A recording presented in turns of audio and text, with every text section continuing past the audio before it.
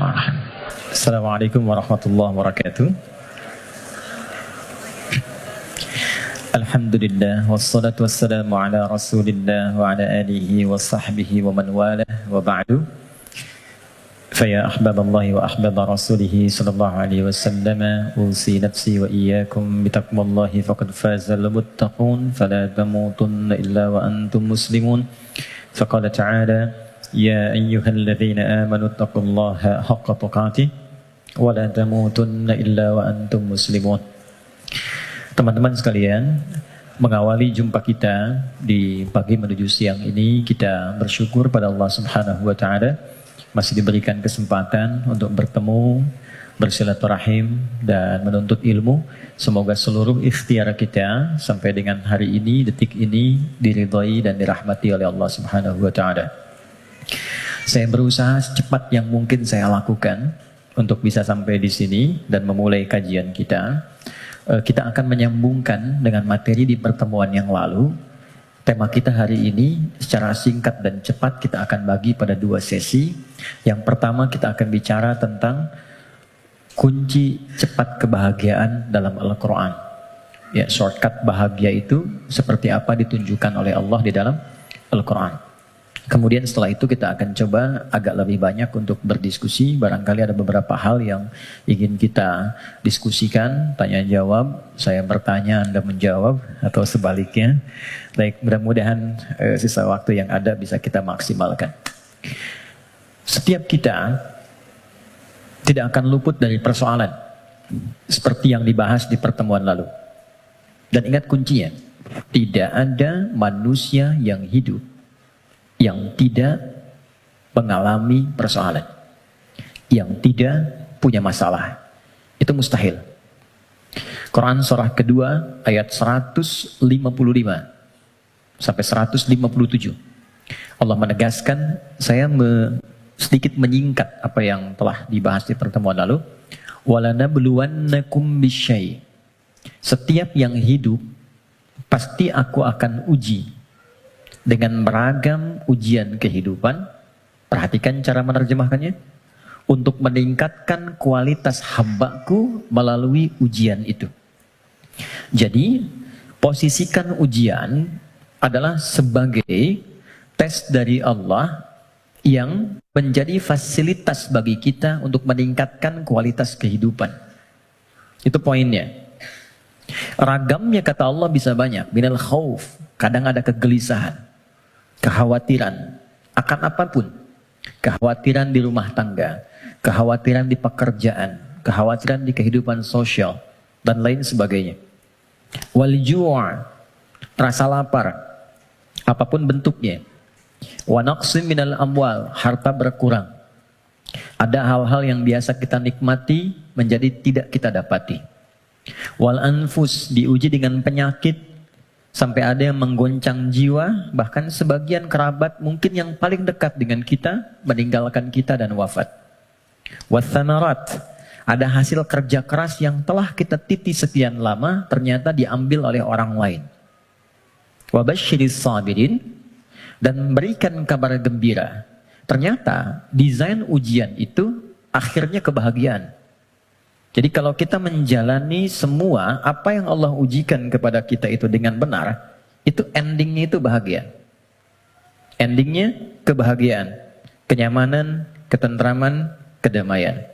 Jadi desain yang kedua, masalah kehidupan itu disiapkan oleh Allah, bukan ingin membuat kehidupan seorang hamba bermasalah, tapi untuk satu, meningkatkan kualitas kehidupannya. Yang kedua, menghadirkan kebahagiaan sejati yang mengiringi aktivitas hidupnya. Untuk logika yang pertama, supaya mudah dipahami, bukankah setiap anak-anak kita yang belajar di sekolah harus melewati ujian sebelum dia lulus? Bukankah ujian itu parameter untuk menguji kenaikan kualitas pengetahuannya? Maka hukum ini, kaidah ini, logika ini tempatkan pula dalam ujian yang Allah berikan kepada kita. Anggaplah kita menjalani aktivitas kehidupan dan memang itu nyata adanya. Lalu ada tantangan yang dengan itu akan meningkat keadaan diri kita. Bertambah kesabaran, bertambah mentalitas, Semakin keluar air mata, semakin siap kita menghadapi tantangan berikutnya, dan sudah tidak ada air mata lagi yang dikeluarkan. Karena sudah melewati batasnya. Kemudian akhirnya kebahagiaan. Nah, kita baru bicara tentang awal dan tengahnya di pertemuan lalu. Gimana menuju akhir dengan bahagia itu? Memanage satu persoalan yang orang lihat dengan masalah, kita melihatnya sebagai jalan menuju kebahagiaan. Oke, itu cara pertama untuk kita menyikapi terlebih dahulu. Jadi memosisikan persoalan kehidupan apapun bentuknya. Ya. Kadang selalu disebutnya dengan masalah gitu kan. Padahal Allah menyebutnya dengan tes, ujian.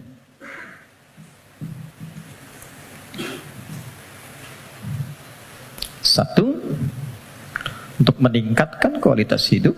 Tadi sudah saya sampaikan, bahkan dari sisi logikanya. Ya, ini macam-macam.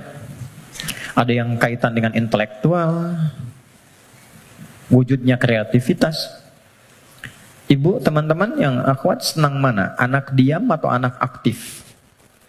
Aktif. Kalau diam kan gak enak ya. Ade, sini, gak ada aktivitas. Tapi kalau dia jalan sana sini, lompat, lari, nggak diminta lari dia lari, diminta jalan dia lompat, gitu kan? Hah? Aktivitas itu bukankah menstimulus orang tuanya untuk banyak melahirkan kreativitas? Akhirnya tahu, bisa mengendalikan emosinya, bisa menata, bisa mengiringi aktivitas.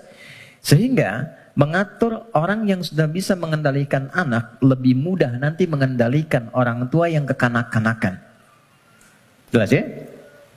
Itu contohnya. Ada yang terkait emosional, ada yang terkait dengan spiritual. Bukankah kalau ada ujian lewat anak, ayah ibunya yang rajin sholat, berdoa, bahkan puasa dan sebagainya? Bukankah kalau anaknya sering bertanya tentang persoalan, sering mengeluhkan di sekolah, ibunya yang mulai curhat, bapaknya yang mencari solusi, ini meningkat ini semua.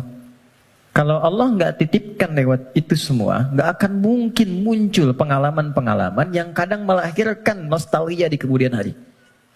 Ya, ini poinnya. Dua, dan ini pasti sifatnya, apalagi di rumah tangga. Saya tanya sebentar, siapa yang ingin rumah tangganya sakinah? Semuanya ya. Dan sakinah itu babnya adalah masalah. Karena sakinah itu ketenangan yang lahir setelah tuntas persoalan itu diselesaikan. Oke. Dua, tidak mungkin Allah titipkan ujian berupa aneka persoalan kehidupan kecuali menjadikan ini sebagai jembatan yang mengantarkan pada kebahagiaan. Ini poinnya. Secara teoritis psikologis kita sudah belajar di pertemuan lalu bagaimana menyikapi masalah supaya jadi ujian yang menyenangkan. Itu dulu. Kemarin setelah kita belajar, yakinkan pada diri kita nggak mungkin diuji kalau nggak sanggup, kan? Al-Baqarah 286 selesai kemarin. La yukallifullahu nafsan illa wus'aha. Jadi kalau ada yang diuji dengan persoalan apapun, katakan pada diri kita, aku yang dipilih, insya Allah sanggup, insya Allah mampu. Itu dulu. Nanti secara psikologis akan ada kekuatan yang tak kita sadari membuat kita lebih siap menghadapi itu. Itu kaidah Quran. Kedua, inna ma'al usri yusra. Sudah kita bahas ini. Yakinkan pada diri kita, setiap ada masalah, katakan langsung pada diri, pasti selesai. Pasti ada solusinya. Tidak ada masalah yang nggak ada solusinya. Dua. Kalau ini sudah menyemai dalam jiwa kita masing-masing, jadi sebesar apapun masalah, itu pasti akan jatuhnya ringan. Apalagi kalau dijatuhkan betulan di atas bentangan sajadah. Kan? Itu lebih indah. Itu yang dimaksud Quran surah 12 ayat 85. Innama ashku bathi wa huzni ilallah. Kata Nabi Ya'qub, aku tuh kalau ada masalah, curhatnya sama Allah. Bukan di media sosial. Dan tidak menyelesaikan persoalan. Anda bikin status, aku nggak menduga ternyata dia begitu, ya. Tapi nggak ada solusinya gitu, ya, nggak ada solusinya. Nah sekarang Apa yang tadi kita uraikan telah tuntas kita bahas di pertemuan lalu. Silahkan dilihat kembali, di review videonya. Sekarang kita akan masuk ke sini. Bagaimana memanage persoalan menuju jalan menuju kebahagiaan. Teman-teman, setiap orang yang diuji ada masalah pasti butuh solusi. Dalam bahasa Al-Quran, solusi itu dikenal dengan makhraj namanya. Apa namanya? Makhraj. Pernah dengar makharijul huruf? Oke, makharij itu jamak dari kata makhraj. Makhraj. Makhraj itu jalan keluar. Jadi kalau teman-teman misalnya umrah atau haji, ada lewat jalan di atasnya tulisannya makhraj, jalan keluar. Exit, kan? Nah, di dalam Al-Quran, setiap orang yang diuji dengan persoalan kehidupan, itu fitrahnya sudah pasti menginginkan jalan keluar. Ini saya pengen keluar, ini bahasa kiasan. Ini ada tempat penuh dengan masalah, saya pengen keluar. Apa jalan keluarnya? Apa makhrajnya? Kalau kita keluarkan ayat-ayat terkait dengan solusi dari setiap persoalan yang endingnya kebahagiaan, maka kita akan temukan satu. Quran, surah ke-65. Kita mulai dengan basicnya Quran dulu ya, supaya nggak bisa didebat gitu.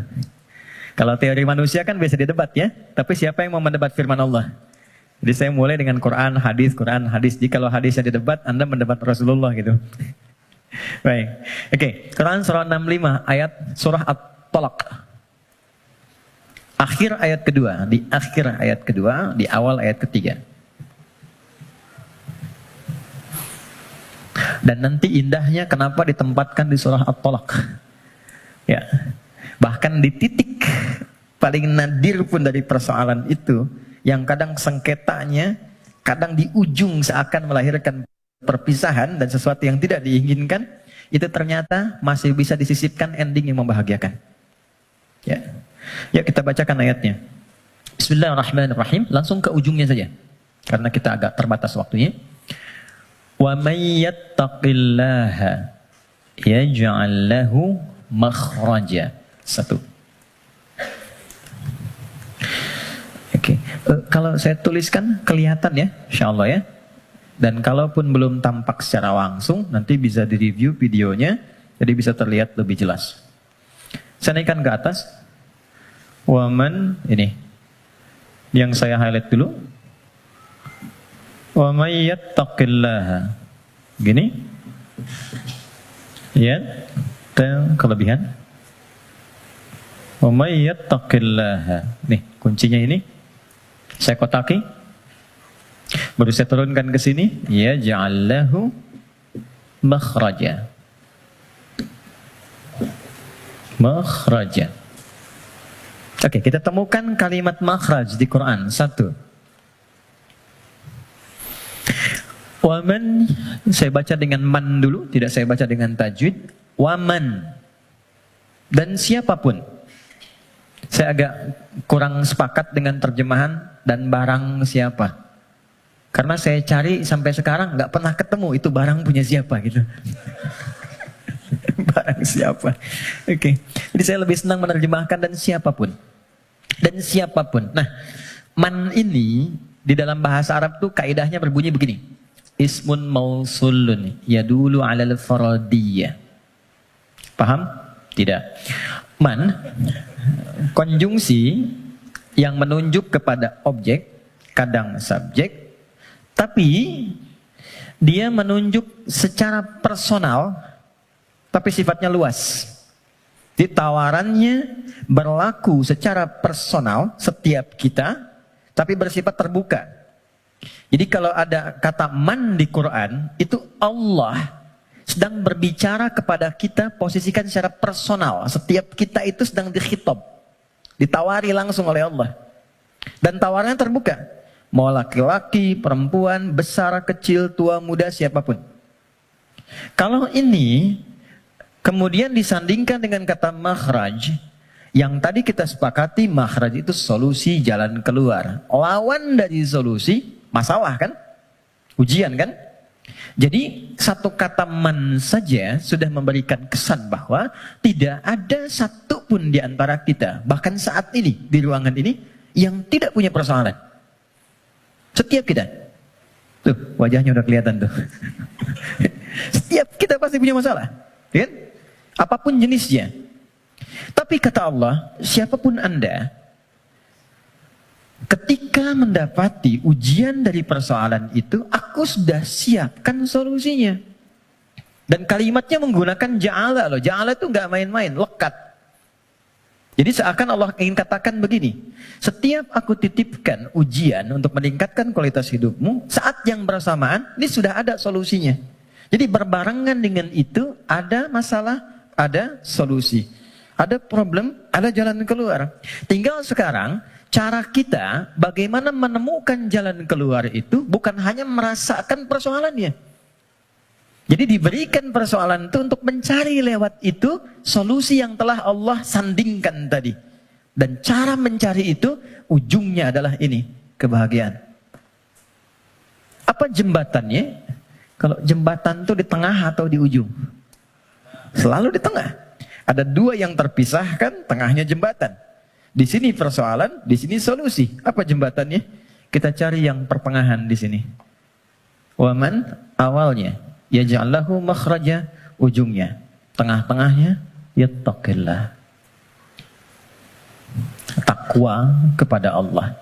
Allah berikan satu kalimat saja yang bila ini diimplementasikan sempurna, maka endingnya bahagia di setiap situasi yang kita jalani. Takwa.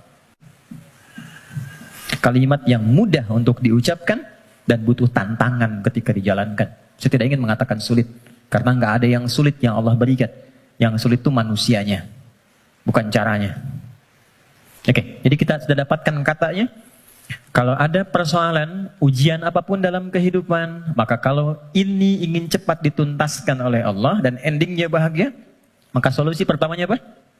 Takwa. Oke, satu dulu. Dua, apa itu takwa? Karena di sini kita punya dua pembahasan. Topik pertamanya tentang definisi yang jelas apa itu takwa. Yang keduanya kenapa pakai ya di sini. Nanti ini yang di akhir kita akan tutup sebelum kita diskusi. Teman-teman, takwa itu singkatnya, definisi yang paling singkat dan mencakup adalah membangun hubungan baik dengan Allah. Itu cara cepatnya. Wa may yattaqillaha, siapa yang mampu mendekati Allah dengan baik.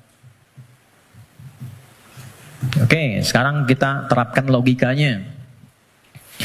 Kalau kita punya persoalan, bukankah kita akan berkonsultasi kepada orang yang kita duga mampu menyelesaikan masalah kita? Ya kan? Bukankah kalau Anda punya masalah di handphone, Anda akan datang ke counter handphone? Bukankah kalau ada orang punya masalah di kendaraannya, dia akan datang ke bengkel yang sesuai dengan kendaraannya? Oke, artinya kita akan merujuk kepada objek itu ketika dipandang dia mampu menyelesaikan masalah yang kita hadirkan. Sekarang, pertanyaannya, siapa yang mampu menuntaskan dan maha memiliki solusi dari semua masalah yang ada di muka bumi? Bukankah Allah? Bukankah yang punya solusi Allah? Yang punya harta Allah? Yang punya ilmu Allah? Karena itulah kita sering minta kan? Ya Allah, ya Allah, ya Allah. Pertanyaannya, apakah setiap yang meminta itu punya hubungan baik dengan Allah? Anda punya masalah. Lalu Anda ingin kontak teman, minta bantuan. Tapi hubungan Anda nggak baik, dikontak nggak temannya? Tapi yang paling aneh, masih dikontak kan? Ya kan? Dan nggak berharap apa-apa gitu. Dan biasanya orang yang tak punya hubungan baik, walaupun dia mengontak, biasanya harapannya kosong. Mau dibantu nggak apa-apa, mau nggak dibantu nambah kesel. Kan nggak punya hubungan baik gitu kan? Oke, nah sekarang problemnya, apakah setiap orang yang minta kepada Allah itu, maaf, punya hubungan baik gak dengan Allah? Karena sifat Allah itu gak mungkin diminta kecuali diberi. Gak mungkin dimohon kecuali dikabul. Itu ada di Quran surah kedua, ayat 186. Paling kiri sebelah bawah di mushaf standar. Wa idza sa'alaka 'ibadi 'anni fa inni qarib. Ujibu da'watad da'i idza da'an. Itu kalimatnya. Jika ada hambaku Muhammad SAW bertanya kepadamu, berkonsultasi untuk mendekat kepadaku, ingin datang kepada Allah. Biasanya kalau motif hamba datang kepada Allah itu biasanya dua. Satu, pengen minta sesuatu, yang kedua mau bertobat. Umumnya begitu. Umumnya. Nah, sebelum datang Allah sudah memahami karena Maha tahu sifatnya. Maka Allah jawab, ujibu da'watad da'i idza da'a. Katakan padanya, nggak usah lelah, aku sudah memahami sebelum dia datang. Wah, itu secara psikologis hebat sekali. Kalau Anda bertanya, Mas Dimas, mana ustadznya? Kok jam 10 belum datang? Iya nih, kayaknya nggak jelas ustadznya datang apa enggak. Dengan jawaban kedua, ustadz sudah dekat, sebentar lagi tiba. Mana yang menenangkan, jawaban pertama atau kedua? Kedua. Maka Allah mengatakan, sebelum engkau tanya, katakan Muhammad pada mereka SAW, aku dekat. Setelah itu apa? Aku akan kabulkan apapun yang hambaku minta, sepanjang itu maslahat untuknya. Jadi setiap permohonan itu dikabul. Dan jawabannya menggunakan ya. Lalu kembali kepada saya jadi ujibu. Aku akan jawab kapanpun itu yang sesuai dengan kebutuhan dia.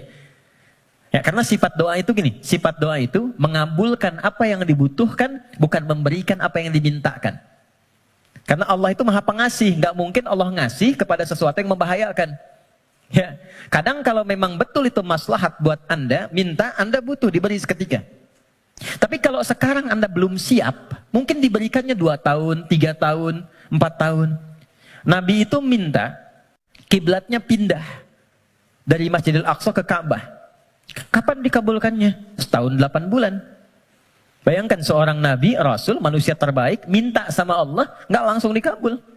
Setahun 8 bulan baru dikabulkan. Kenapa? Bukan nabinya, umatnya belum siap. Ya, begitu pindah, dapat komen dari kalangan Yahudi yang ada pada saat itu di Madinah, langsung dislike, share, viral. Nggak ada yang subscribe satupun. Ya, yang ada nanti malah konflik. Jadi begitu sudah siap, sudah paham dengan esensi sholat, sudah mengenal Allah lebih dekat, baru dikabulkan.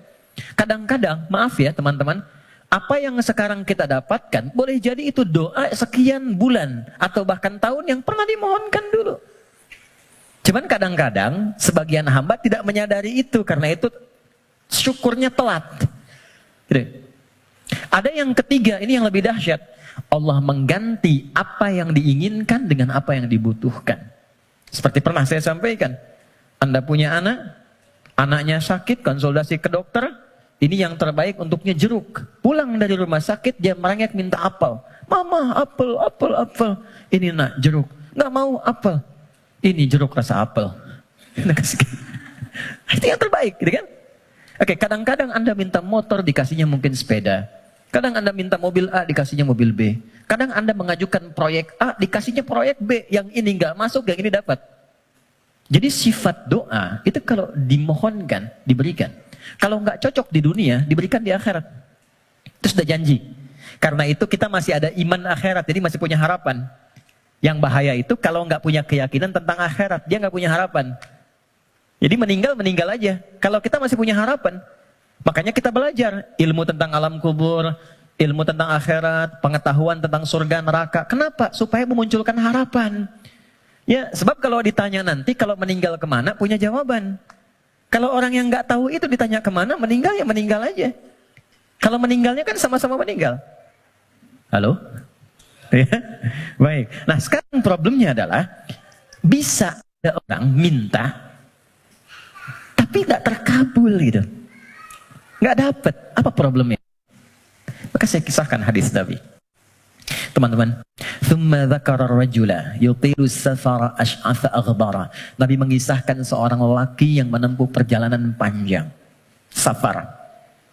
Sifat safar, ingat ya, sifat safar itu cepat mengabulkan doa. Jadi kalau teman-teman sedang safar, kalau dari segi jarak tuh di atas 82 km dari segi jarak. Tapi kalau dari waktu tempuh yang merubah zona waktu lah setidaknya. Ya, Jadi kalau kita misalnya dari sini mau ke Palembang, Papua, Lampung, safar. Tapi ingat, safarnya menuju tempat yang baik. Ya deh? Ini mau safar ke Makau, safar ke Las Vegas misalnya, itu bukan safar namanya. Memang jalan jauh tapi bukan dalam konteks yang dibenarkan. Nah, orang yang menempuh perjalanan jauh dalam rangka kebaikan, apalagi diniatkan ibadah, maka berpotensi mengabulkan doa di setiap titian perjalanannya. Maka alih-alih banyak foto dan bikin status, saran saya, isi dulu dengan doa. Isi dulu dengan doa. Dua, yamuddu yadaihi ilas sama, dia mengangkat tangannya ke langit gini. Saya tidak bermaksud mengajarkan, hanya share saja. Biasanya begini yang mudah untuk dilakukan. Kalau Anda angkat telapak begini, ada garis kan ya? Ada garis ya? Nah, yang paling mudah itu begini, satukan garisnya. Ini, lalu di sini letakkannya. Nanti ada babnya, semakin tinggi dan luas permohonan, biasanya semakin diangkat, semakin terbuka. Seperti doa istisqa, minta hujan. Doa istisqa itu begini. Nanti ada di khutbah Jumat, misalnya khatib begini. Ya, sebetulnya tidak diatur secara spesifik, yang penting ngangkat. Tapi umumnya riwayat mengatakan ngangkat dekat ke dada. Saya yang praktekkan begini. Nah, singkatnya, hadis sahih mengatakan, orang yang mengangkat tangan dengan berdoa, itu lebih cepat intinya dikabulkan dibandingkan dengan yang diam. Innallaha hayyun karimun. Allah itu maha mulia dan sangat merasa malu kalau seorang hamba mengangkat tangannya tidak dikabulkan doanya. Itu jawaban dari Nabi kepada seorang sahabat yang bertanya, "Ya Rasulullah, kalau ada seorang hamba mengangkat tangan dan memohon kepada Allah, apakah dikabulkan?" Kata Nabi, bagaimana menurutmu jika ada temanmu minta kepadamu sambil menengadahkan tangannya begini? Ya, Mas Andrian, tolong sesuap nasi aja. Kalau nggak ngasih malu kan? Maka kata Nabi, Allah lebih malu karena sifat rahimnya, lebih malu kalau hambanya mengangkat tangannya lalu dia tidak memberinya. Dua. Tiga, ini kunci cepat. Fayaqulu ya Rabb, ya Rabb. Lalu dia bermohon dengan al-asma'ul husna. Cara ketiga, kalau doa ingin cepat dikabulkan, mulai dengan al-asma'ul husna. Enggak perlu semuanya. Pilih satu nama yang sesuai dengan permohonan yang kita ajukan. Contoh, Allah punya berapa nama? Ya, yang dihitung 99. Itu yang disebut dengan Al-Asma'ul Husna. Quran surah ke-17 ayat 110. Ulidu'ullaha. Kalau engkau punya persoalan, kata Allah sebut namaku minta. Awid'ur Rahman. Sebut namaku sang pemberi tanpa batas. Maha kasih yang luas. Ayyamma tad'u. Tapi kalau engkau ingin spesifik, falahul asma'ul husna. Pilih satu nama yang sesuai dengan kebutuhanmu. Contoh, Anda minta untuk dilapangkan rizki. Sebut ya Allah, Allahnya dulu. Allah. Ya Razzaq. Ya Allah, ya Razzaq. Ya Allah sang pemberi rizki. Anda belajar atau anak Anda belajar, ingin diberikan keluasan ilmu. Ya Allah, ya Alim. Pilih salah satu. Nabi Zakaria ketika bermohon kepada Allah, manusia itu berkata, kamu punya keterbatasan, nggak mungkin punya keturunan. Maka beliau menyebut nama Allah sang pemberi tanpa batas. Namanya Ya Wahhab. Disingkat dengan Hab. Ya, Wahhab. Banyak persoalan ingin dikuatkan kesabaran. Ya Sabar. Ya, jadi kalau Anda mau minta, nggak harus semua disebut. Nanti yang nggak ada, jadi ada.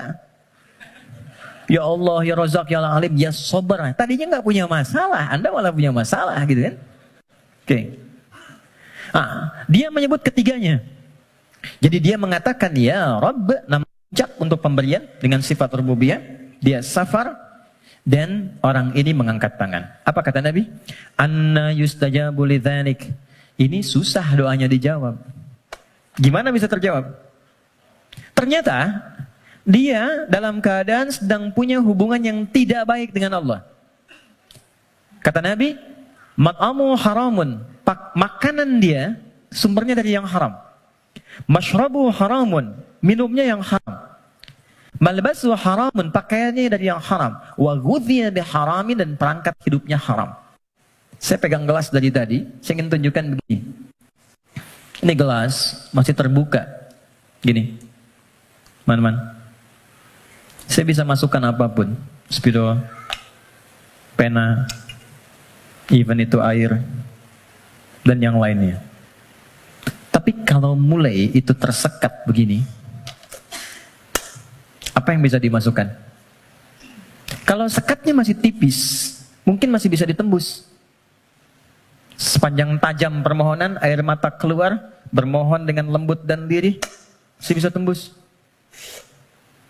Tapi kalau yang menutupnya semakin tebal dan kuat, bagaimana bisa tembus? Maksiat yang membuat kita terhubung, buruk, jelek sinyalnya, koneksinya bahkan terputus dengan Allah, itu yang menjadikan sekat-sekat yang menghambat cawan hati kita untuk menerima pengabulan doa dari Allah Subhanahu wa Ta'ala. Maka tadi saya katakan di awal, bagaimana ada orang punya hubungan yang kurang baik dengan Allah, saat yang bersamaan dia berani meminta. Bersyukurnya Allah punya sifat Rahman dan Rahim yang masih menampung permintaannya dan mengabulkan. Cuman hamba itu yang harus membuka sekatnya dulu supaya pengabulan itu bisa masuk ke dalam dirinya. Jadi sifat Rahman Allah menjadikan doanya tetap dikabul. Cuman mental. Itu maksudnya. Ya Allah Maha Adil, tetap memenuhi janji, diminta diberikan, cuman terpental. Karena apa? Sekatnya belum dibuka. Nah, untuk membuka sekat itu dan dibangun kembali hubungan baik, itu yang disebut dengan takwa namanya. Ya. Bagaimana Anda bisa meminta khusyuk berdoa? Saya kadang-kadang suka mau senyum sendiri. Ada orang berdoa, tapi gerah juga. Minta khusyuk, tapi dia membawa perangkat haram dalam dirinya. Gambar-gambar yang tak pantas, video-video koleksi yang buruk masuk di handphonenya. Kok bisa masuk sakunya saat yang bersamaan dia sholat? Kok bisa? Nggak malu sama Allah. Kan kita mengetahui Allah maha mendalami segala hal. Allah maha mengawasi. Lalu ada orang mengumpulkan hal yang haram, bahkan dalam handphonenya, dia masukkan ke sakunya, dan dia masih menunaikan sholat. Dan merasa nyaman dengan itu. Apalagi dengan keadaan sadar, dia hasilkan perangkat dirinya, pakaian dari cara yang tidak benar, kemudian juga perangkat dari cara yang tidak benar, kemudian dia diuji dengan persoalan yang Allah ingin bimbing dia untuk mendapatkan jalan keluar yang baik, tapi dia menggunakan itu dan dengan perasaan bangga dia bermohon kepada Allah. Tapi sekali lagi, karena Allah itu Rahman, sayang, kasih, maka persoalan sebesar apapun yang dirasakan dan bagaimana bentuknya, demi Allah saya katakan, pada akhirnya itu adalah jalan menuju kebahagiaan. Kalau bukan jalan kita menemukan kembali harapan cerah untuk terhubung dengan Allah yang membuka kebahagiaan sejati berikutnya, atau memang itulah titik pertemuan dari semua keinginan yang akan dikabulkan. Nah sekarang, bagaimana mewujudkan takwa itu?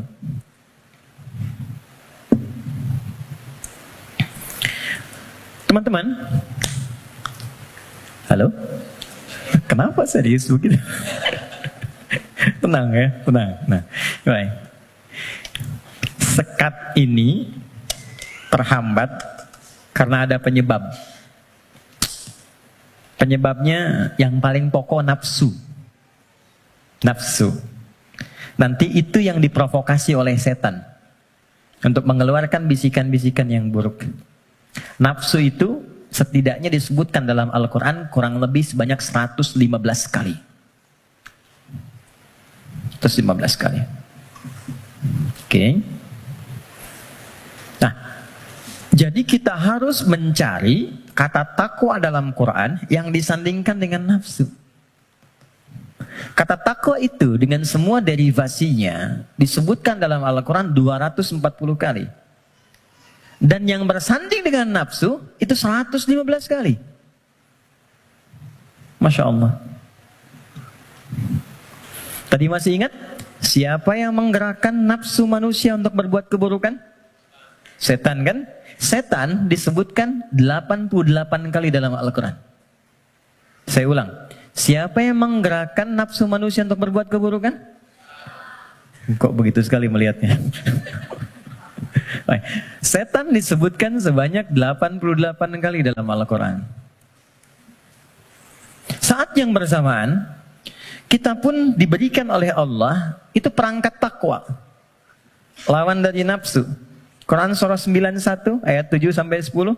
Wa nafsin wa ma sawwaha fa'alhamaha fujuraha wa taqwaha. Yang fujur itu nama lain dari nafsu. Takwa itu bagian ya tertentu dari tubuh kita sebagai gambaran nilai kebaikan. Nah, yang mensupport takwa itu malaikat.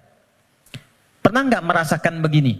Ketika azan berkumandang, Allahu Akbar, cepat sudah azan, siap-siap. Pernah merasakan itu? Nah, itu yang bisikan malaikat. Pernah nggak ada bisikan begini? Ketika misalnya melakukan satu perbuatan atau terfikir untuk berbuat yang tidak benar, ingin berdusta pada pasangan, hati kecilnya mengatakan jangan lakukan, itu nggak benar. Pernah ada begitu? Itu bisikan malaikat. Teman-teman, malaikat disebutkan dalam Al-Quran sebanyak 88 kali.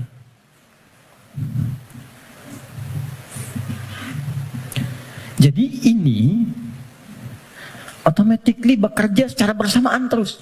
Jadi kita baru bangun tidur aja, udah ada pengaruh begitu. Ya, harus cepat mengambil keputusan nih, mana yang mau diambil. Makanya itu Nabi mengatakan istafti qalbak. Kalau kita ingin memutuskan sesuatu, tautkan diri kita dengan Allah, ambil isyarat dari jiwa takwa kita. Ini. Dari 115 kali ini yang disandingkan dengan nafsu, maka keluarlah di situ rumusan-rumusan amal soleh, ibadah yang menjadi jalan sekaligus jembatan yang menghubungkan kita dengan Allah. Apa diantaranya? Jazakallah khair. 2, 3, 4. Ya, kita pelan-pelan ya. Buka Quran surah kedua. Ini bagian terakhir kita untuk materi pengantar. Surah Al-Baqarah. Oke. Ayat 1 sampai 5. Quran surah 2 Al-Baqarah ayat 1 sampai 5. Ayat 1-nya pembuka, ayat 2 sampai 4 itu jembatan takwanya, ayat 5 adalah ending kebahagiaannya. Oke. Ya, kita mulai. Pembukanya Allah sampaikan Alif Lam Mim. Aku akan berikan informasi dari firman-Ku yang mudah untuk dipahami, mudah untuk dibaca, mudah untuk diamalkan, semudah engkau mengucapkan alif, lam, dan mim. Alif yang keluar di lisan, a dari rongga di sini, lam sampai di lidah, mim sampai di bibir. Semudah engkau berucap, semudah itu pula Quran bisa dibaca, dipahami, dan diamalkan. Dzalikal kitabu la raiba fi. Tapi engkau mesti yakin. Kalau ingin mendapatkan manfaat dari Quran ini, engkau mesti yakin tanpa ragu terhadap apa yang akan aku sampaikan dan mengamalkan apa yang aku bimbingkan di dalamnya. Teruskan. Dzalikal kitabu la raiba fihi hudal lil muttaqin. Isi Al-Quran aku telah siapkan menjadi pedoman kehidupan, petunjuk hidup untuk semua kegiatan yang mengiringi bagi orang takwa. Muttaqin itu jamak dari kata taqi. Taqi itu satu orang. Quran surah ke-19 ayat 12 sampai 15. Ya Yahya khudhil kitaba biquwwah wa atainahu al-hukma sabiyya wa hananan min ladunna wa zakatan wa kana taqiyya. Jadi kalau taqi satu orang. Ya. Misalnya Mas Doni punya anak Hamzah yang bertakwa satu orang. Diberi nama Hamzah At-Taqi. Hamzah aku harapkan jadi insan yang bertakwa, misal. Kalau banyakan, itu berubah namanya menjadi muttaqin. Kalau menjadi objek muttaqin, jadi subjek muttaqun. Kata Allah, aku telah siapkan isi Quran sebagai pedoman berkehidupan. Objeknya siapa? Untuk hamba-hambaku yang mencoba meningkatkan takwa. Apa jembatan, amalan, untuk mewujudkan sifat takwa itu, menjadi orang takwa itu? Teruskan ayatnya. Nah, ini poinnya. Ayat 3. Alladzina yu'minuna bil ghaib wa yuqimunas shalah. Oke, 1. Teman-teman lihat baik-baik. disebutkan dengan kata alladzina. Saya pernah sampaikan di banyak pertemuan. Alladzina disebutkan sebanyak 1080 kali dalam Al-Quran. Dan menunjuk pada semua objek tanpa batas, siapapun. Bedanya dengan man, kalau man itu sifatnya personal tapi terbuka. Kalau alladzina sifatnya komunal dan terbuka kepada semua langsung tanpa kecuali. Seakan Allah ingin mengatakan, hei, kalian ingin jadi orang takwa? Aku buka kepada siapapun. Aku tidak batasi untuk si fulan. Takwa itu bukan definisi untuk ustaz saja, untuk kiai, habib semata, tidak. Siapapun. Ya, Anda mau profesi A, profesi B, sepanjang Anda manusia, Anda bisa menjadi kalangan orang takwa. Saking kasihnya Allah, semua diberi kesempatan yang sama, tanpa beda. Syarat pertama, kata Allah, alladzina yu'minuna bil ghaib. Orang takwa itu cirinya, dia berusaha meningkatkan imannya. Kalau di terjemahan teman-teman lihat beriman kan? Tapi kalau kita lihat dari karakter gramatikal bahasa Arabnya, pakai ya di situ bentuknya jama'un, yu'minun, ya itu bentuknya kalau kita tarik ke dalam bahasa Inggris misalnya bentuk present, continuous, and future, ada progresif, kontinuitas. Jadi kalau kita menemukan satu kata ada ya-nya, artinya di situ ada usaha terus meningkatkan sampai kapanpun. Alladzina yu'minuna, orang takwa itu dia bukan sekedar beriman. Kalau sekedar beriman, baru beriman amanu namanya. Amanu itu baru beriman. Oke? Tapi kalau dia mau menerus meningkatkan imannya supaya lebih kuat, maka berubah katanya dari amanu menjadi yu'minun. Satu, diniatkan untuk meningkatkan iman.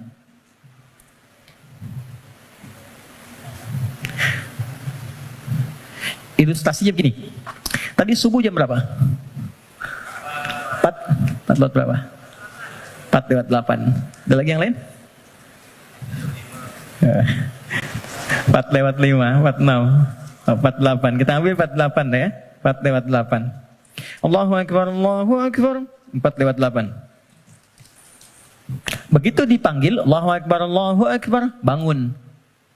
Sadar ada panggilan, siap-siap untuk menunaikan salat. Jam 4 lewat 8 dipanggil, jam 4 lewat 8 bangun. Itu namanya iman standar. Oke. Bukan kuat, iman standar. Oke. Baik, gini. Teman-teman, kerjanya jam 8. Datang jam 8, standar gak? Standar kan? Ya. Kerja jam 8, datang jam 8, standar ya? Standar. Kalau Anda datang jam 7, itu baru istimewa. Ya, itu baru kuat, bagus. Dipanggil jam 4 lewat 8, Anda siap-siap dari jam 3.30. Nunggu panggilan, kan? Itu kuat namanya. Dipanggil jam 4 lewat 8, nunggu dari jam 2. Istimewa. Ya. Yang sering terjadi itu begini, dipanggil jam 4 lewat 8, baru sadar jam 8 lewat 4. Ya. Ini problemnya. Dan masih menuntut untuk solusi segera gitu kan. Nah, ini. Nah, teman-teman, jadi orang yang yu'minun itu, dia tahu dia beriman, dia tahu dia dipanggil sholat, tapi dia ingin selalu meningkatkan keimanannya. Maka dia naikkan, biasa dipanggil jam 4 lewat 8, jam 4 dia mulai bangun. Naik lagi jam 3.45, 3.30. Semakin Anda mampu meningkatkan itu dan nanti ada rasa dalam jiwa. Ya, petunjuknya begini. Biasanya kalau iman sudah mulai meningkat dalam bab sholat itu, ada orang yang ketinggalan sholat sunnah itu hatinya gelisah. Padahal yang fardu itu belum dipanggil. Karena biasa tahajud, subuh 4 lewat 8, dia bangun jam 4 lewat 5. Lalu ketika dia lihat jam, ya Allah terlambat saya. Padahal subuh aja belum. Nah itu jadi akan melahirkan satu getaran pada jiwanya, yang bahkan memosisikan ibadah sunnah itu kehilangan, jadi sesuatu yang sangat mahal. Kalau yang ini yang standar, atau ini yang di bawah standar, kadang-kadang terlambat sholat fardu pun biasa aja. Ini, ya. Nah ini yang dimaksud yu'minun. Jadi kalau ingin menjadi manusia takwa, yang dimudahkan segala persoalan kehidupannya, ini kan eksklusif. VVIP, nggak semuanya orang bisa.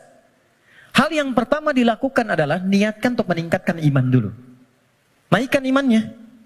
Jalannya bagaimana? Amalannya langsung. Cara meningkatkan iman itu satu, wa yuqimunas shalah. Perhatikan tulisannya teman-teman di situ.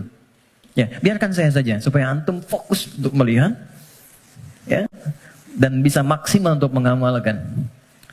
Biarkan saya mengembalikan pada fitrah diri saya. Datang sendiri, rangkan sendiri, menulis sendiri dan menghapus sendiri. Ya. Anda datang, lihat, dengarkan, amalkan, masuk surga. Luar biasa. Jazakallah khair.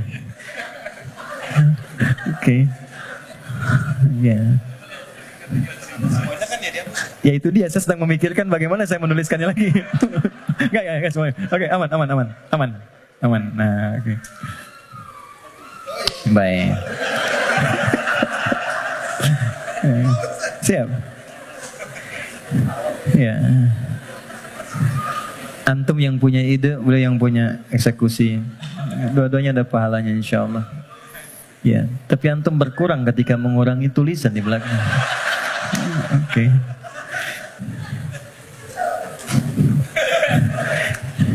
Satu, sholat. Sebentar. Oke. Coba lihat di mushafnya, tulisannya mesti begini. Nah, harus begini. Yuqimunas sholata. Nggak boleh beda. Harus begini. Karena nanti ada yang begini. Gini. Ada yang begini.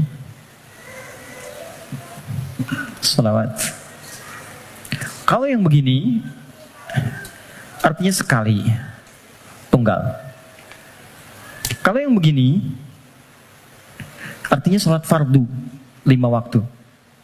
Contoh Quran surah kedua Al-Baqarah ayat 238. Hafidhu 'alas shalawat. Bentuknya begini. 5 waktu. Kodenya boleh dicatat 24434. Yang 5 waktu 24434. 2 sholat subuh, 4 sholat zuhur, 4 sholat asar, 3 sholat maghrib, 4 sholat isya. Ini. Tapi kalau yang begini, itu melampaui yang fardu. Melampaui yang fardu. Melampaui yang fardu bukan tambah bilangan fardu. Kalau gitu nanti besok subuh dari biasanya 2 jadi 4. Tidak. 2. Melampaui yang fardu artinya menambah dengan yang sunnah. Loh, Anda kan pengen masuk kelas VIP. Kalau kelas tribun biasa kan bayarnya biasa. Nontonnya kan biasa. Ya kan? Tapi kan permintaannya pengen yang spesial. Kalau pengen spesial, ibadahnya pun harus selaras dong. Harus adil, harus sama, harus spesial juga. Makanya tingkatkan dari sekedar yang fardu. Kalau kita ingin membangun jembatan takwa mulai saat ini, maka coba sekarang keluarkan menu-menu sholat sunnah apa saja yang bisa dilakukan. Jangan terlalu ekstrim dulu. Yang penting tahu dulu. Misal, yang siang ada apa saja? Kita mau masuk sholat zuhur misalnya. Sebelum zuhur itu ada sholat sunnah. Ada 4 rakaat. Bisa dibagi 2. 2 rakaat, 2 rakaat. Kalau nggak sempat waktunya untuk 4, bisa 2. Hadis Ibnu Umar. Sebelum asar ada 4 rakaat. Rahimallahu mra'an shalla qabla al-'asri arba'an. Misal, salat mutlak. Malam misalnya ada tahajud. Kita ingin coba bangun tahajud. Nggak usah yang tinggi-tinggi dulu. 2 rakaat aja dulu. Ya, 2 rakaat untuk melatih kenyamanan hati dan fisik kita. Jangan dipaksakan dulu. Malam ini 11, besoknya berhenti. Ya. Dan nggak usah panjang-panjang dulu. Saya selalu mengatakan kalau pengen tahajud dimulai, maka mulai dengan 2 rakaat tahajud, 1 witir. Ya, dan gunakan surah paling favorit yang bisa kita ucapkan, kita bisa bacakan. 3 kul kan? Dari wajahnya tuh kelihatan. Rakaat pertama, qul a'udzu birabbil falaq, al-falaq. Ya kan? Antum kan nggak jauh dari al-asr, an-nasr, al-kautsar, al-falaq, an-nas, al-ikhlas. Pada ikhlas semua tuh. Anas. Tutup witir dengan 1 rakaat. Al-ikhlas. Ikhlas banget. Saking ikhlasnya cuma 1 gitu ya. Oke. Oke. Coba dulu itu. Sampai jiwa kita merasa bosan. Nyaman jiwanya. Tapi kan kita mulai merasa bosan. Masa ini terus? Besok kan jadi naik kan? Jadi 4. Terus tambah ad-duha, al-insyirah. Lama-lama menikmati. Nah, ketika menikmati itu yang disebut dengan halawatul iman. Nikmatnya beriman. Sudah pengen pindah surat. Kalau para penghafal Quran tuh adik-adik RKM biasanya murajaah. Al-Baqarah, Ali Imran, An-Nisa, biasa. Tapi kalau sudah paham esensi tahajud, yang dibaca itu kadang, kalau sudah mengerti, surat yang sesuai dengan kebutuhannya. Itu tingkat tertingginya. Misal, sedang ada persoalan yang berat ke jiwa. Nggak harus tinggi-tinggi. Baca rakaat pertama ad-duha, kedua al-insyirah. Kita nggak harus tinggi-tinggi. Dan kita merasakan itu. Pengen membangun hubungan baik dengan Allah, pengen taubat gitu kan. Pengen mendekat, pengen jadi ahli surga. Baca surat Az-Zumar misalnya. Pengen husnul khatimah, bacakan surah Al-Fajr misalnya. Ya, akan di penghujung ayatnya. Ayat 27 sampai dengan ayat 30. Ya kan? Sampai terasa kenikmatannya. Itu yang dimaksud dengan wa yuqimunas shalah. Dan tunaikan dengan khusyuk, dengan merasakan itu. Ya, ini poinnya. Jadi untuk menjadi orang takwa, amalan pertamanya apa? Salat. Untuk itulah ia disebut salat, dari kata silah asalnya. Silah. Dari kata wasala yasilu wusulan wasilatan. Wasala itu sampai, ibadah yang menyampaikan hajat kita kepada Allah disebut dengan salat. Karena itu semua isinya doa. Silah, kalau teman-teman bikin simpul yang kuat talinya begini sehingga sulit dilepaskan, gini, disebut dengan silah namanya. Hubungan erat yang sulit dilepaskan. Pernah dengar silaturahim? Kenapa disebut silaturahim? Karena ketika Anda kumpul, terhubunglah ya satu hubungan, chemistry, perhatian yang itu nggak lepas saat pulang. Jadi silaturahim itu wujudnya bukan saat kumpul. Kalau kumpul Anda menyapa, wajar orangnya ada. Kalau kumpul Anda tersenyum, wajar temannya ada. Silaturahim itu ketika Anda pulang, Anda masih ingat kawan Anda dan Anda doakan dia. Anda sapa dia. Anda berikan apa yang sanggup Anda bisa sampaikan. Saya diajarkan pada guru kami saat selesai belajar dan siap untuk mengajar. Pesan guru saya waktu itu, nak, kalau engkau mengajar siang hari, tatap yang mampu engkau tatap dari orang yang belajar itu. Sampaikan dengan tulus, malam kau bangun, kau sholat minta sama Allah. Bayangkan orang-orang kau tatap itu. Mintakan ya Allah mudahkan urusan hidupnya, sehatkan mereka, bahagiakan mereka, tanamkan kedamaian dalam jiwa mereka. Mudahkan mereka untuk memahami apa yang dipelajari. Itu yang menjadikan ilmumu akan bermakna. Gitu. Dan jangan pernah mencari dunia. Karena Allah pasti akan cukupkan. Itu pesan guru kami. Bedakan ketika teman-teman punya anak, kemudian belajar, Anda bayangkan wajahnya. Anda bayangkan keceriaannya. Anda mohonkan kemuliaan kepada Allah. Rasanya akan lain. Gitu. Nah, menyambungkan sesuatu dengan kuat itulah silah. Ibadah yang melatih kita terhubung dengan Allah supaya terus tersambung di setiap situasi, itulah sholat namanya. Karena itu orang yang sukses sholatnya, maka dia akan terkoneksi dengan Allah di setiap semua kegiatannya. Itu yang dikonfirmasi di Quran surah keempat An-Nisa di ayat 103. Quran surah 4 ayat 103. Dia langsung ingat, langsung terhubung, terkoneksi. Sesuatu yang terhubung, terkoneksi, ingat disebut dengan zikir namanya. Makanya habis sholat kita zikir kan?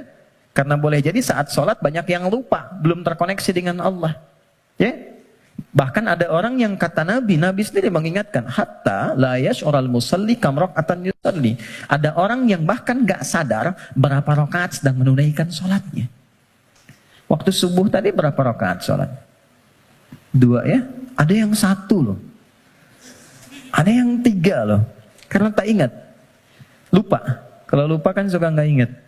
Kan? Nah, فَإِذَا قَضَيْتُمُ الصَّلَاةَ, kalau Anda telah tuntas mengerjakan sholat, فَاذْكُرُوا, maka sholat yang telah Anda kerjakan itu akan mengoneksikan diri Anda dengan Allah. Qiyaman, dalam aktivitas berdiri. Jadi kalau orang benar sholatnya, dia berdiri itu ingat Allah. Jalan aktivitas dalam berdiri. Jalan ingat Allah. Kalau jalan ingat Allah, mau pakai kendaraan, mau jalan kaki, nggak akan sombong.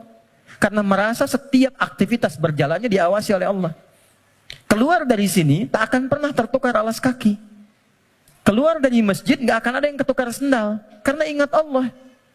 Mustahil orang ingat Allah, lantas dia misalnya menggunakan alas kaki orang lain. Mustahil. Ya Allah, mana? Ya Allah. Oh, ini, astagfirullah, lupa. Pakai aja. Dia pakai yang paling bagus, padahal dia ke masjid nggak pakai sendal. Tuh. Sekarang kreatif, maksiat tuh udah banyak kreatifnya sekarang. Anda bayangkan, orang berbuat maksiat aja makin kreatif sekarang. Jadi kenapa Anda berbuat baik minim kreativitas? Munculkan. Fadhkurullaha qiyaman wa qu'udan wa 'ala junubikum. Maka duduk pun ingat Allah.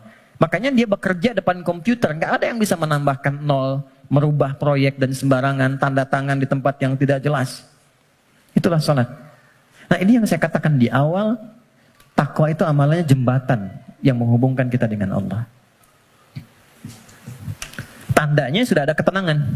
Jadi kalau sholatnya sudah enak, akan ada perubahan pada perilaku. Ya, tenang, nyaman, damai. Maaf teman-teman, saya ingin konfirmasi yang tadi saya sampaikan. Yang menjadikan seseorang tergerak berbuat maksiat sehingga mudah diprovokasi setan, itu apanya tadi? Nafsunya kan? Nah, nafsu itu punya dua karakter. Ketika memberikan bisikan keburukan, ammaratum bisu, Quran surah 12 ayat 53. Wa ma ubarri'un nafsi innan nafsa la'ammaratun bisu, bentuknya dua. Satu, bisikan syahwat yang didorong pada perbuatan-perbuatan yang disebut dengan fahsya namanya. Fahsya itu bentuknya penyimpangan syahwat. LGBT, homoseksual, ya, pornografi, porno aksi, kata-kata jorok dan sebagainya, itu fahsya namanya. Nah, semakin bagus sholatnya, itu akan terkontrol, ditutup itu. Jadi merubah perilaku lebih baik. Tekan. Yang kedua, ada keburukan, was-was dari nafsu yang dimanfaatkan setan untuk berbuat tindakan-tindakan yang diingkari langsung oleh bagian tubuh kita. Nggak sepakat bagian tubuh kita. Biasanya nafsunya dari perut dan akal. Mencuri, merampok, gibah, bikin hoax, menipu dan sebagainya. Sesuatu yang diingkari secara langsung disebut mungkar namanya. Jadi ada fahsya, ada mungkar. Maka konfirmasi ini ditetapkan oleh Al-Quran di surah ke-29 di ayat ke-45. Quran surah 29 ayat 45. Perhatikan semua simpul hubungannya. Utlu ma uhiya ilaika minal kitab wa aqimis shalah. Innas salata tanha 'anil fahsya wal. Jadi mengerjakan amalan takwa pertama dengan menunaikan sholat itu bisa mencegah nafsu supaya tidak liar, tidak keluar fahsya, tidak keluar mungkar. Kalau sudah yang buruknya ditekan, maka muncul lawannya yang baik. Nafsu ditekan, takwanya naik. Manusia kan cuma begitu. Ya, yang keluar di lisan itu kan cuma dua. Kalau bukan kata-kata baik, kata-kata buruk kan. Kalau buruknya nggak ada, baiknya keluar. Kalau pulsa kebaikannya banyak, dia yang keluar. Tapi kalau buruknya banyak, baiknya kosong, buruknya naik, baiknya tertekan. Itu aja. Itu yang dimaksud al-imanu yazidu wa yantaqis. Yazidu bitta'ah, yantaqis bil maksiyat. Kalau bermaksiat, naik buruknya. Kalau bertaat, naik baiknya. Ini konfirmasi awal. Maka nafsu dengan sholat bisa ditekan, maksiat bisa dihilangkan, sekat bisa dibuka. Dibukalah sekatnya. Ini. Pelan-pelan. Maka demi Allah saya katakan ya, sejahat-jahatnya kejahatan yang pernah diperbuat oleh penjahat.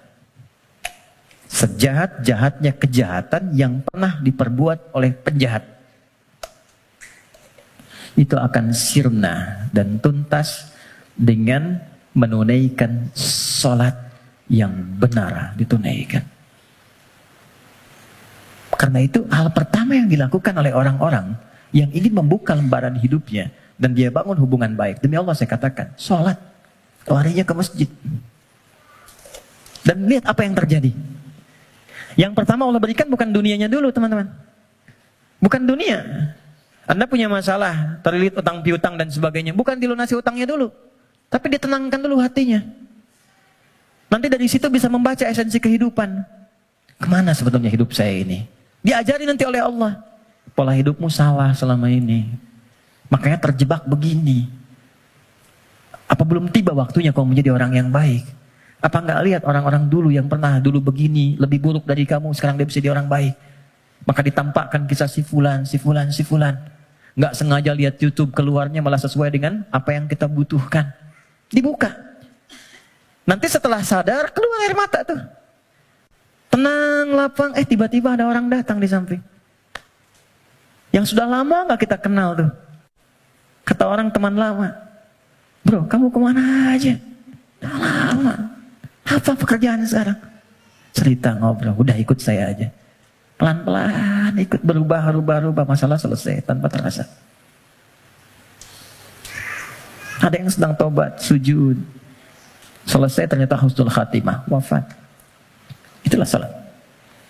Jadi, yang pertama yang Allah berikan lewat ibadah salat itu untuk membahagiakan dulu. Kebahagiaan yang dirasakan setelah tuntas mengurai satu persoalan, itu disebut falah namanya. Falah, karena itulah panggilan salat disandingkan dengan panggilan falah. Dengarkan suara muazin yang nyaring berkumandang itu. Hayya 'alas shalah. Setelah itu apa? Hayya 'alal falah. Itu kalau kita memahami makna falah dengan pendekatan ini, demi Allah saya katakan, tidak ada yang paling indah kecuali kebahagiaan ketika mendengar suara muazin itu. Itu yang menjadikan sahabat Ali bin Abi Thalib sudah gemetar ketika mendengar suara adzan. Allahu Akbar, Allahu Akbar. Sudah nangis beliau. Saking ingatnya kasih sayang Allah. Tiba panggilan yang saat didengar oleh gunung. Kalau paham gunung itu mengerti bisa hancur saking merasakan nikmatnya dari Allah. Karena saat itu ada amalan yang kalau dosa bisa diampuni, permintaan dikabulkan, masalah diselesaikan. Sholat. Kalau paham dengan ini, gak ada orang meninggalkan sholat. Yang ada pengen sholat terus. Pengen sholat. Oke, satu. Saya cepat ya, supaya kita agak waktu untuk diskusi. Dua, wa mimma razaqnahum yunfiqun. Sekarang ada cara takwa menggunakan harta. Saya berhenti 8 menit lagi. Kalau sholat kan nggak bayar ya? Di MRBC bayar? Nggak ya? Oke, gratis kan? Artinya semua orang bisa melakukan itu. Jadi nggak ada yang bisa ngeles. Ya? Karena nggak ada perangkat lain yang menyertai. Kedua, harta. Jadi ada skema lewat ibadah fisik berupa sholat. Yang kedua ada skema takwa lewat harta. Ternyata harta itu bukan sekedar kenikmatan yang menjadikan kita nyaman dalam menjalani kehidupan dunia. Bukan semua fasilitas dunia, bukan. Tapi itu juga bisa menjadi perangkat yang mengentaskan solusi dari masalah yang dialami. Apa bentuknya nanti? Ada skema infak. Ada skema zakat. Teman-teman hati-hati dengan zakat ya. Karena sangat sensitif. Anda sengaja tidak berzakat, maka jadi racun hartanya. Bisa merusak kepada yang lainnya. Itu. Apalagi terwariskan nanti.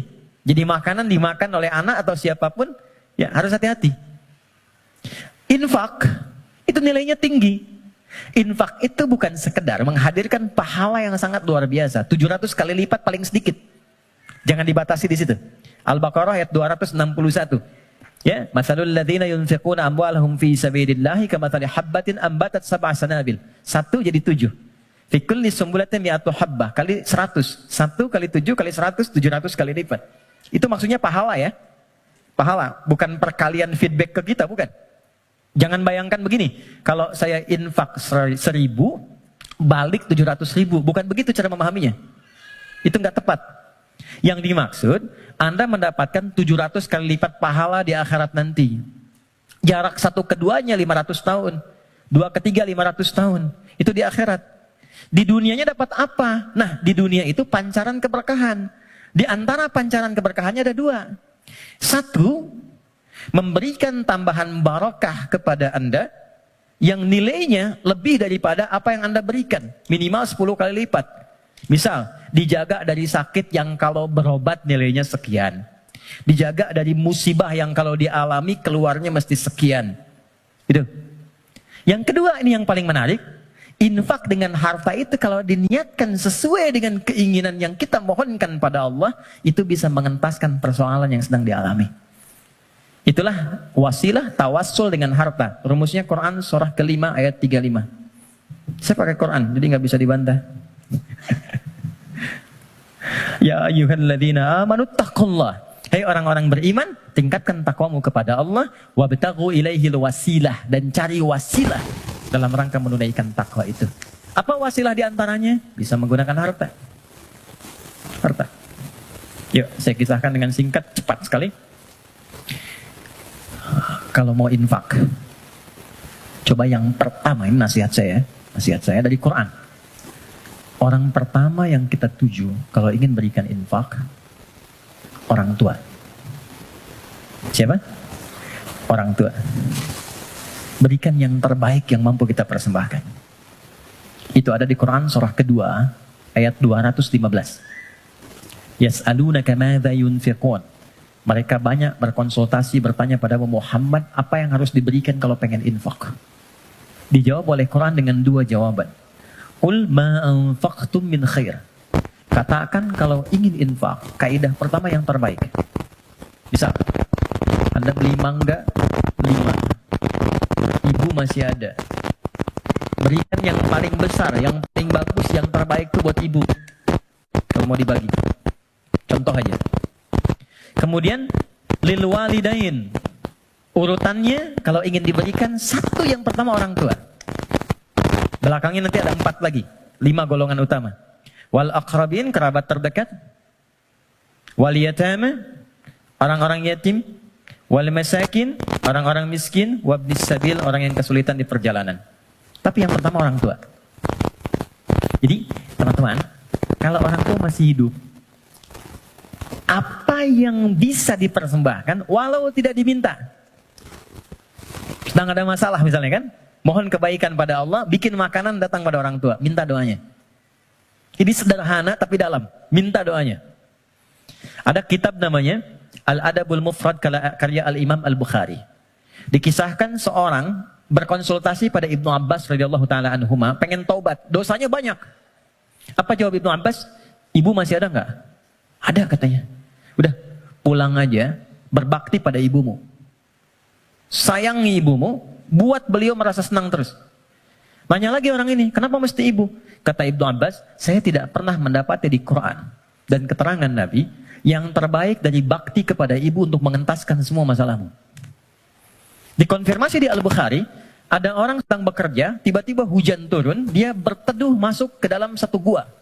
Tiba-tiba menggelinding satu batu besar. Ini kisahnya viral. Nutup mulut guanya. Dari 3 orang ini sepakat, kita berdoa sama Allah karena udah gak mampu dorong. Minta sama Allah, tawasul lewat amal. Dengan amal itu kita mohon supaya dibebaskan dari sini. Amalnya yang dimintakan. Maka sepakat ketiganya memohon. Di antara ketiganya itu ada orang yang bercurhat demikian, ya Allah, Engkau maha tahu sebelum aku sampaikan. Aku punya ibu ya Allah, yang Engkau maha mengetahui ya. Dan aku bekerja. Tidak pernah aku pulang ke rumah sebelum aku berikan dan aku siapkan susu untuk menu malam ibuku. Dan tidak pernah aku tidur sebelum aku minumkan sendiri susu itu di mulut ibuku.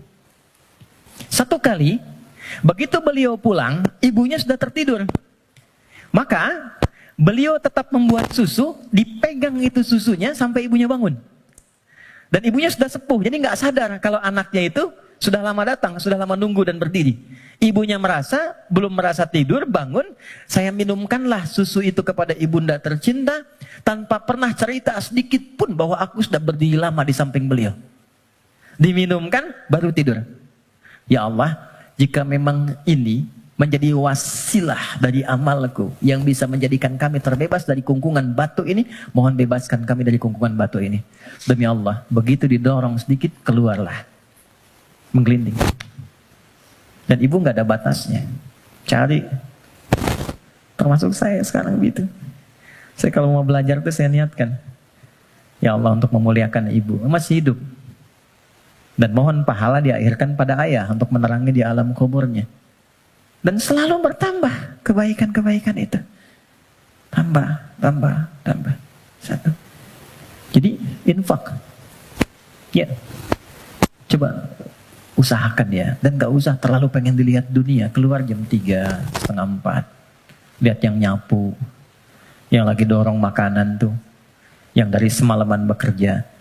Pernah gak teman-teman kalau keluar gitu? Kadang-kadang ada yang dorong sampingnya masih murojaah. Ada yang masih sholat. Saya sering nangis tuh lihat, ya Allah. Ini orang udah banyak praktek, kita banyak ceramah. Ya, lu datang. Kita cuma sampaikan nitip ya, itu baru lihat aja sudah nangis. Ya Allah, terima kasih Pak. Ya Allah, mudah-mudahan Bapak rezekinya lancar ya Pak. Sehat ya Pak. Mudah-mudahan semua keluarganya baik-baik ya Pak. Itu ya Allah. Memberi sedikit tapi dapatnya banyak gitu. Itu berharga banget. Yang terakhir Quran. Walladzina yu'minuna bima unzila ilaika wa ma unzila min qablik. Nah, dekati dengan Quran. Ya, saya lihat banyak anak-anak tuh ya. Dekatkan dengan Quran. Walaupun anak-anak yang belajar Qurannya, antum akan dapat berkahnya.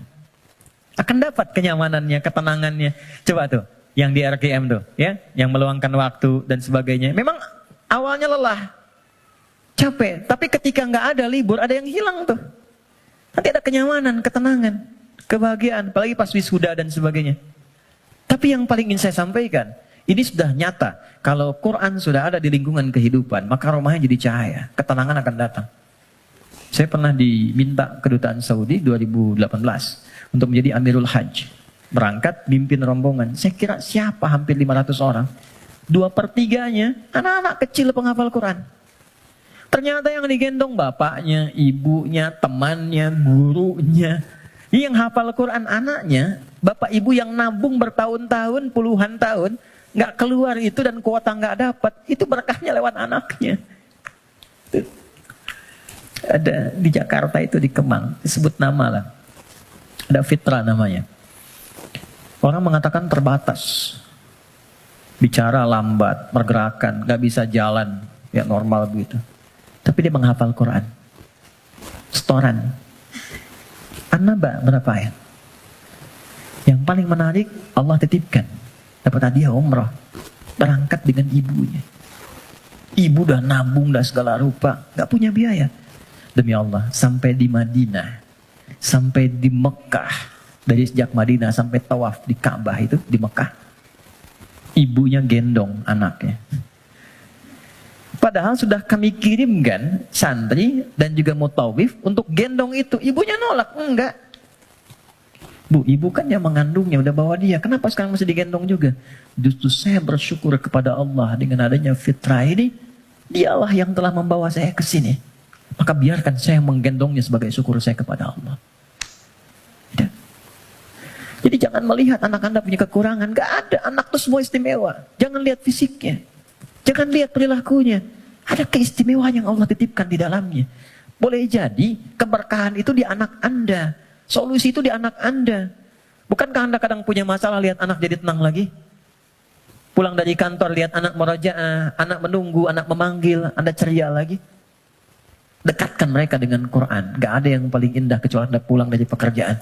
Dibuka. Anak Anda yang 4-5 tahun tiba-tiba mengatakan, Amma yatasa'adun anin naba'il azim. Anda lihat dari belakang. Demi Allah, kecuali Anda mengejarnya. Nunggu di belakang. Anda peluk dia. Dan keluarlah air mata itu. Gak ada yang paling indah. Dan itu mahal. Apalagi ketika anak Anda telepon, Papa. Dia gak bisa berkata-kata. Kenapa Anda? Aku telah selesai hafalan 30 juz. Udah. Kontrak sebesar apapun gak akan bisa membeli itu. Jatuh Anda sujud. Kharru sujada. Sujud. Takwa itu simple. Takwa itu sederhana. Terakhir, saya tutup. Wabil akhirati hum yuqinun. Jangan larut dengan masalah dunia. Ya, sehingga menjadikan Anda meratap dan Anda tidak move on dengan kehidupan berikutnya. Ini sebentar, bukan cuma Anda yang punya masalah, orang lain punya masalah juga. Apakah kebahagiaan yang banyak di masa lalu menjadikan Anda lupa dan habis dengan kesulitan yang hanya sekejap di masa kini?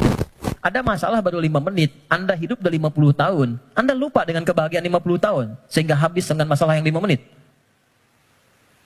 Ingat, kita akan pulang. Kata Allah, bil akhirati hum yuqinun. Ya, yakin dengan akhirat. Kalau nggak dapat di sini, di akhirat pasti diberikan. Maka ayat kelimanya, orang yang mampu menerjemahkan takwa dengan kiat-kiat tadi, ulaika ala hudam mir rabbihim wa ulaika humul muflihun. Maka ia akan selalu lekat dengan petunjuk dan lindungan Allah, dan kebahagiaan melekat dalam titian kehidupannya. Maka kita teruskan kembalikan dan kita akhiri dengan Quran surah ke-65 di akhir ayat kedua, di awal ayat ketiga yang sudah dibalik tadi di belakang. Yang kita katakan, wa may yattaqillaha yaj'al lahu makhraja. Semakin takwa ditingkatkan, salat naik, infak bertambah, kepada orang tua baik, Quran ditambah, sehari 1 ayat jadi 10 ayat, 1 halaman, 1 juz, yakin dengan akhirat, yaj'al lahu makhraja. Terakhir, wa yarzuqhu min haitsu la yahtasib. Bahkan nanti pada titik tertinggi, rezeki pun Allah antarkan tanpa sulit dia mencarinya. Sekejap datang. Saya tutup, wa may yattaqillaha yaj'al lahu min amrihi yusra. Kalau sudah semakin tinggi takwanya, maka diringankan semua ujian hidupnya. Bukan gak punya masalah. Ingat, bukan gak punya masalah. Tapi setiap akan dialami, diringankan dulu sehingga dia merasa seakan tak ada masalah. Padahal dia menghadapi hal yang sama. Ada 2 orang berhadapan dengan persoalan yang sama. Yang satu nggak ada masalah, yang satu merasa sulit. Kenapa? Karena yang satu sudah mendapatkan keringanan dari Allah Subhanahu wa Ta'ala. Oke, saya kira itu yang bisa diuraikan di kesempatan ini.